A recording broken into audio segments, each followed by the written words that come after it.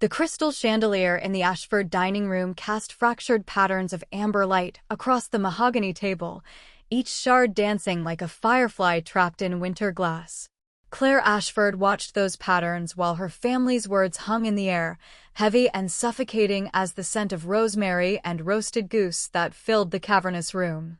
It was Christmas Eve, a time traditionally reserved for miracles and quiet forgiveness, but in the Ashford family manor, a three-story Victorian fortress of old money and older grudges, it had become something else entirely. An annual performance review of bloodlines, reputation, and whether each member still deserved the privilege of the family name. "Your daughter is systematically destroying our family standing," Rebecca declared, her voice sharp enough to cut through the silence that had followed the blessing. She swirled the 2010 Bordeaux in her baccarat crystal glass, the crimson liquid catching the chandelier light with a practiced elegance that came from decades of privilege and the certainty that her every opinion would be validated by wealth. "We have a legacy to protect, Claire. A standard that 3 generations of Ashfords have cultivated through careful marriages, strategic business decisions, and the absolute refusal to air our vulnerabilities in public." 24 place settings stretched between them, each one occupied by a relative who had once whispered promises of unconditional love when Claire had been a child dancing through these same halls in pigtails. Now their eyes bored into her with a mixture of thinly veiled pity and naked contempt, a jury that had delivered its verdict before the trial had even begun.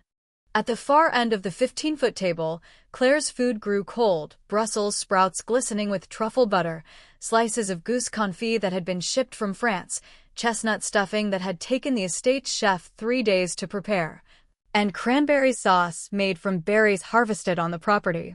None of it mattered.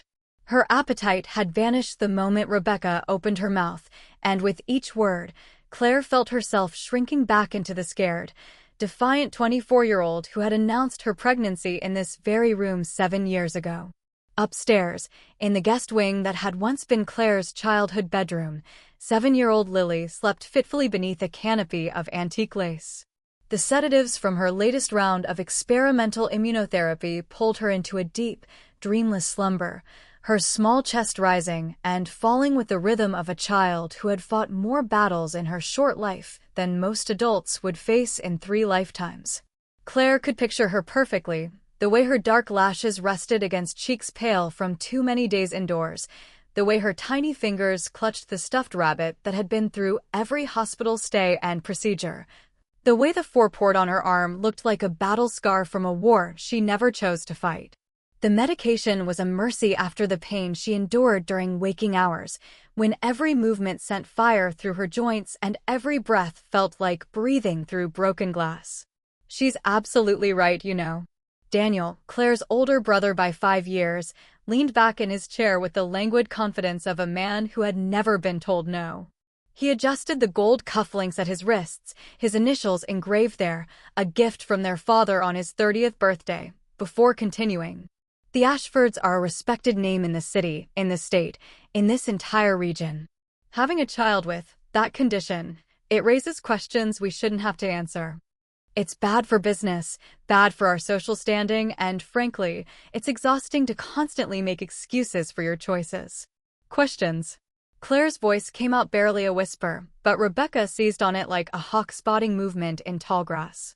At the country club, Rebecca continued, her tone taking on the cadence of a seasoned orator addressing a particularly dim audience. "At the galas where we raise millions for children far more salvageable than Lily. At the board meetings where your father and I serve as directors. People whisper, Claire. They want to know why Lily isn't in a proper institution where she belongs. Why you insist on bringing her to family functions where she might have one of her episodes. Can't you see how uncomfortable it makes everyone when you have to excuse yourself to administer her medications? When she winces during dessert. When she falls asleep at the table like some kind of invalid. Margaret Ashford, the family matriarch who had ruled this dynasty with an iron fist wrapped in Hermes silk, delicately patted her lips with a linen napkin embroidered with the family crest, a lion rampant, the symbol of Ashford's strength. She said nothing, but her silence was louder than any condemnation. Beside her, Richard Ashford stared at his plate, his jaw set in that familiar line of disappointment that Claire had memorized over 32 years of life. It was the same expression he'd worn when she'd announced her pregnancy at the annual summer gala, unmarried and defiant in a dress that had already grown tight around her middle. The same look when she'd refused to terminate the pregnancy after the amniocentesis revealed Lily's rare chromosomal disorder, Miller-Davidson syndrome, a condition so uncommon that fewer than 200 children worldwide had been diagnosed. The same rigid disappointment when she'd moved out of the manor into a modest two-bedroom apartment in the Arts District rather than accept their conditional support, the price of which would have been signing away her parental rights and allowing them to place Lily in the kind of institution they were now suggesting. Perhaps, Aunt Caroline suggested, her voice dripping with the false compassion of someone who had never actually felt compassion, but had seen it modeled in films, there are facilities more suitable for a child with Lily's complex needs. Places with proper medical equipment and trained staff. You're living in that small apartment, Claire. How can you possibly give her the care she requires when you're working whatever job you can find? There's a wonderful state-run institution upstate, near the Berkshires. I've seen the brochures, very modern architecture, very sterile. They have a waiting list, of course, but your father could make a call. A donation, perhaps. I visited one for my charity work, Cousin Amanda chimed in, her voice bright with the ignorance of someone who'd never faced real hardship but had once spent an afternoon touring a facility and felt quite good about herself afterward. They have art therapy and group activities. The children seem content enough, considering. They have each other, you know. They understand one another in ways we can't. It's really quite sweet, in a tragic sort of way. Content enough? Claire repeated, the words tasting like ash and copper on her tongue.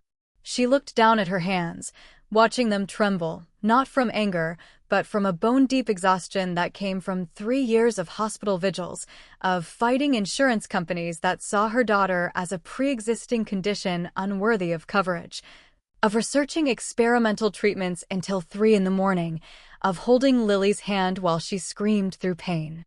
That no child should ever know, of smiling for her daughter when inside she was screaming too.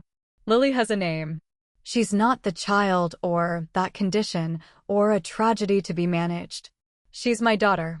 She loves the color yellow and can name every species of butterfly and wants to be a marine biologist even though she's only seen the ocean in pictures. Don't be dramatic, Rebecca snapped, her perfectly manicured nails, French tips, maintained weekly at a salon that charged $300 per visit, tapping an impatient rhythm on the Waterford crystal. We're trying to help you see reason before you completely destroy what's left of your life. You've let yourself go entirely. That dress, is that from a discount store? And I saw your car in the driveway. What is it, a decade-old Toyota? How do you think that reflects on us when the neighbors see it? Amanda giggled behind her hand, a sound like breaking glass. I heard the valet whispering about it to the maid. So embarrassing for the family name. Thomas, Claire's uncle and a man who had inherited his wealth and done absolutely nothing with it, leaned forward with the air of a magistrate delivering a verdict from on high. The medical expenses must be absolutely crushing you. We understand that, Claire. Truly we do. But there are solutions for people in your situation. Government assistance. Medicaid facilities. Programs designed for families who can't manage on their own. There's no shame in accepting help when it's clearly needed. We cannot have the Ashford name associated with charity cases, Richard said flatly, his voice the sound of a door closing forever on a dark room. Your decisions have consequences, Claire. You made your choice when you decided to raise that child alone rather than accept our guidance. Now you must live with the reality of that choice. We warned you this would be too much for you. Claire stood slowly, her chair scraping against the polished hardwood with a sound that was shockingly loud in the hushed room. Every eye followed her movement, some with satisfaction, others with something that might have been pity if it weren't so laced with superiority. I should check on Lily. Running away, as always, Daniel muttered, just loud enough for everyone to hear, but quiet enough to maintain plausible deniability. She can't face reality. Never could. That's why she's in this mess. Claire walked up the curved staircase, her hand trailing along the banister she had slid down as a child, back when this house felt like home and her family felt like safety. Now it felt like a museum dedicated to a life she no longer wanted, each portrait on the wall a reminder of the fact that Ashford blood had not been enough to protect her daughter from their scorn. In the guest room, Lily slept on, her breathing steady despite the chaos downstairs. The four-pole stood sentinel beside the bed, the bag of saline and medication nearly empty. Claire would need to change it soon, a task she could do in her sleep now, having learned to manage the medical equipment with the same ease other mothers manage school lunches. She sat on the edge of the bed, the antique mattress dipping under her weight, and pulled out her phone. The screen illuminated her face with a ghostly blue light that made her look even more tired than she felt. Dozens of notifications filled the screen: emails, texts, voicemails from the hospital, from Lily's school, from the pharmacy. But the one that mattered, the one that had become her monthly ritual of pain and perseverance, was from the hospital billing department, the detailed statement for Lily's care. She scrolled through the charges, each number a familiar wound that had scarred over but never truly healed. $52,000 for the latest gene therapy cycle, the experimental treatment that was showing promising results in slowing the progression of Miller-Davidson. $14,500 for consultations with Dr. Chin, the pediatric oncologist who had become Lily's guardian angel and Claire's closest ally in this war. $9,200 for the palliative medications that made each day bearable, the pain patches, the anti-nausea drugs, the sleep aids that gave Lily rest without the nightmares. The numbers were staggering, but they had lost their power to shock her. They were simply the cost of keeping her daughter alive, the price of hope in a system that valued profit over people. But there were other bills on her phone, bills her family knew nothing about. Hidden in a separate folder marked only with a small heart emoji were the payment confirmations she had been making for years, the silent foundation upon which their entire lifestyle rested. Margaret Ashford's preferred oncologist, the one outside the family insurance network who offered experimental immunotherapy treatments her mother insisted upon after her breast cancer diagnosis 2 years ago. $3,800 monthly. Richard Ashford's private cardiac specialist at the exclusive clinic downtown, the doctor who made house calls and provided concierge service, $6,200 quarterly. The estate's second mortgage that Richard's investment firm couldn't cover after the market crashed last year, threatening the family home, $9,400 monthly. Uncle Thomas's experimental heart medication for his arrhythmia, not covered by his insurance, $2,600 monthly. Aunt Caroline's rheumatology infusions for her aggressive arthritis, $1,800 monthly. Cousin Amanda's cosmetic surgery payment plan for her nose job and subsequent revisions, $1,200 monthly. Even Daniel's country club dues at the exclusive Whitmore Club, $800 monthly.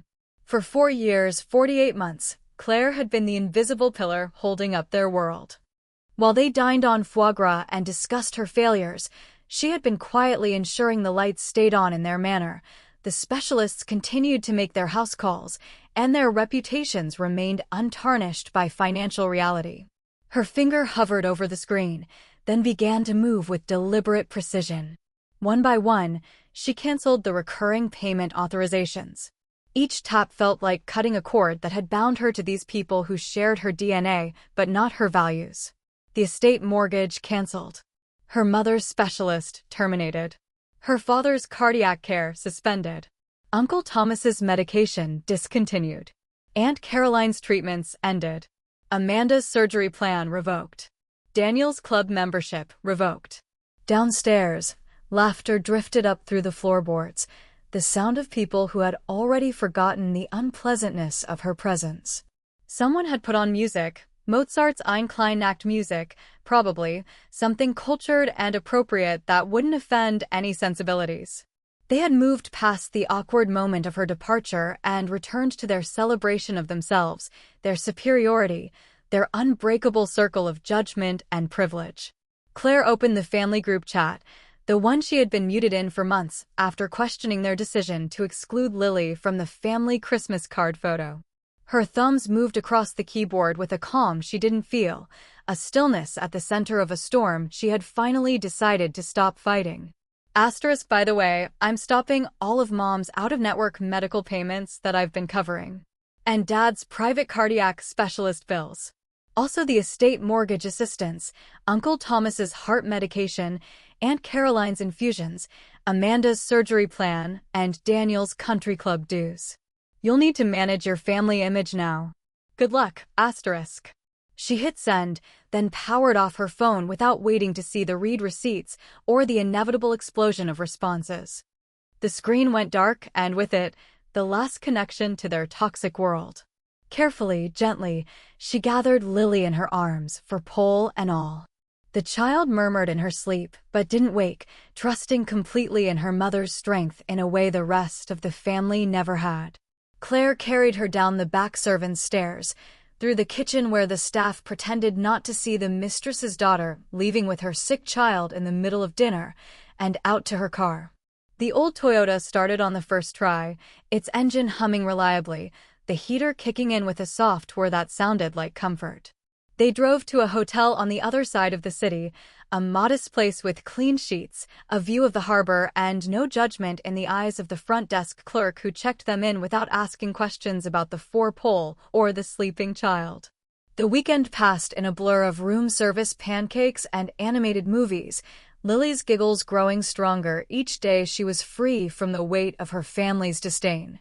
Claire ignored the explosion of notifications on her phone, 57 missed calls, 112 texts, countless voicemails that started conciliatory and devolved into threats. Monday morning arrived with a different kind of notification. The hospital's automated system sent confirmation. All guarantor authorizations for Margaret Ashford's accounts had been terminated. All recurring payments for Richard Ashford's cardiac treatments had been suspended.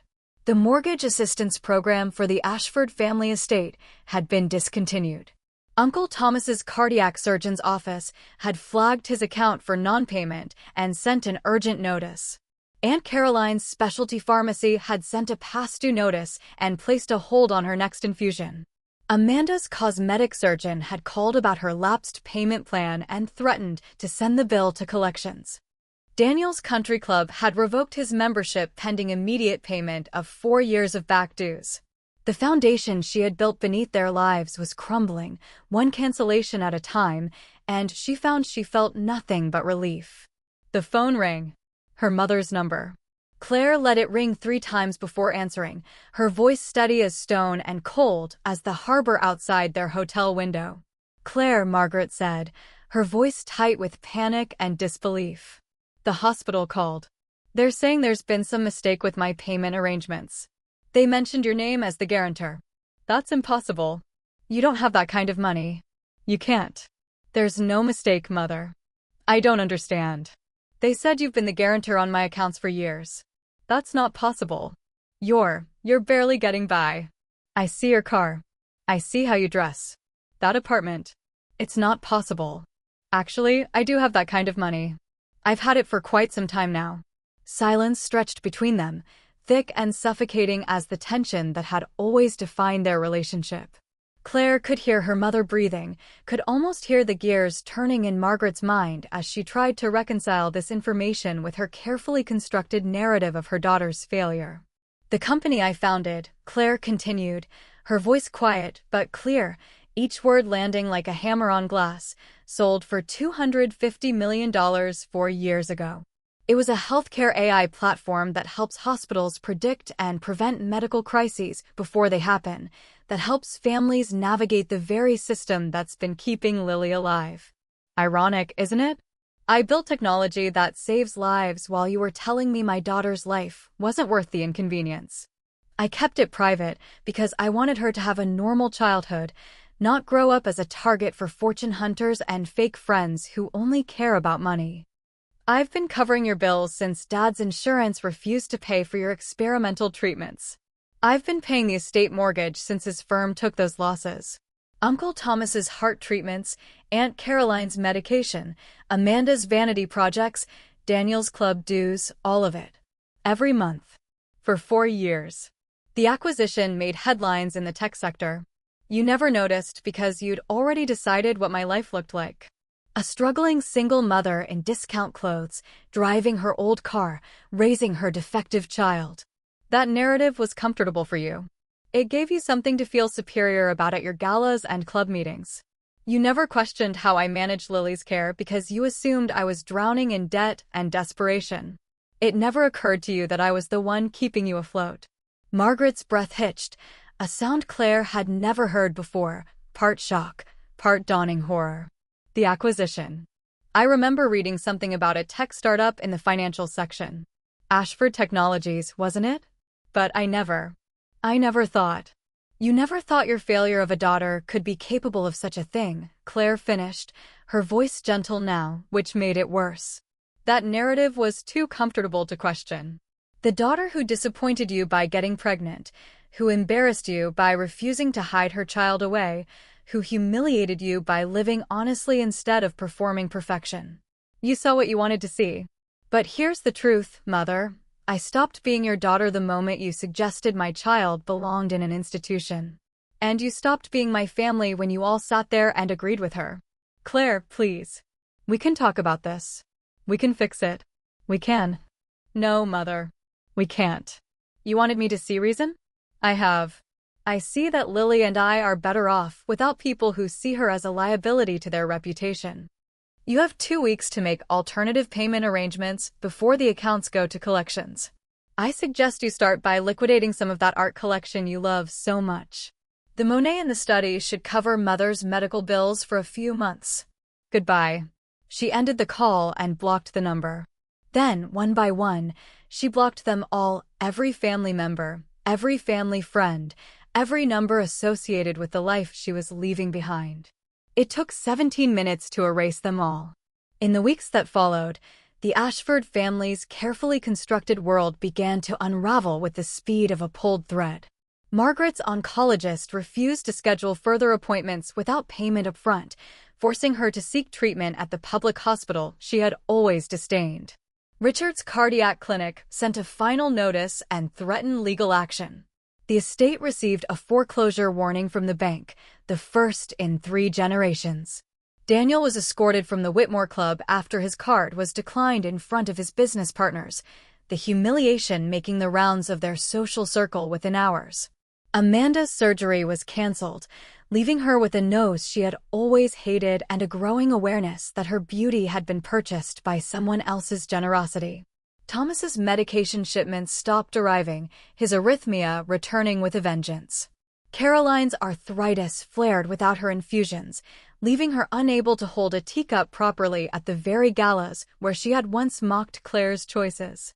Claire received messages through intermediaries, tearful apologies from cousins she barely knew, pleading calls from family lawyers, even a handwritten letter from her father that she burned in the fireplace of their new home without reading a single word. But she was done. The weight that lifted from her shoulders was so profound that she felt she might float away. She and Lily moved to a house by the sea, a modern glass and wood structure with big windows that let in the salt air and the sound of gulls, a place with no memories of Ashford judgment and no ghosts in the hallways. Lily's health stabilized with the peace that came from being loved without condition, from waking up without the pressure to be anything other than exactly who she was. She started painting vibrant, chaotic canvases of yellow butterflies and blue oceans and green forests she had only seen in books. Her small hands created worlds of color that had nothing to do with illness and everything to do with the joy of a child finally free to simply be. Claire started a foundation in Lily's name, funding experimental treatments for children with rare conditions, ensuring that no parent would ever have to choose between their child's care and their family's approval. She hired Dr. Chen to run it, giving him the resources to save hundreds of children like Lily. The foundation's first major donation came from the sale of the Monet that had hung in her father's study, the same painting that had funded Margaret's medical bills in the final months before Claire cut them off. She found a poetic justice in that. The Ashford family name eventually faded from the city's elite circles, replaced by whispers of financial mismanagement and scandal. They sold the manor, piece by piece, the art, the antiques, the property itself.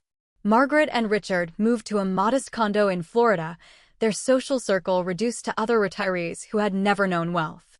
Daniel's business partnerships dissolved when his financial instability became apparent. Rebecca's husband left her, taking the children and citing her cruelty as grounds for full custody. Amanda married a dentist and found that her new life, while smaller, was somehow more genuine. Claire heard these things from a distance, the way one hears about a storm in a place they used to live. She felt no satisfaction in their fall, only relief that she and Lily had escaped before the foundation completely collapsed, before they had been pulled down with it. One evening, as they walked along the beach at sunset, Lily looked up at her mother with eyes that held the wisdom of a child who had known both profound pain and profound love. "Mommy," she said, her voice small but clear against the sound of the waves, "are we still Ashfords?" Claire knelt in the cool sand, taking her daughter's face in her hands, memorizing the features that were so perfectly, uniquely Lily. "We are whatever we want to be, my love. We are the sea and the sky and the stars. We are laughter and paint and hope. We are the foundation we build for ourselves, not the one other people try to make us carry. We are us. That's always been enough." And for the first time in her life, Claire knew it was true. The family she had been born into had never been her family. The family she had chosen, this brilliant, brave little girl who had taught her what love really meant, was the only foundation she would ever need.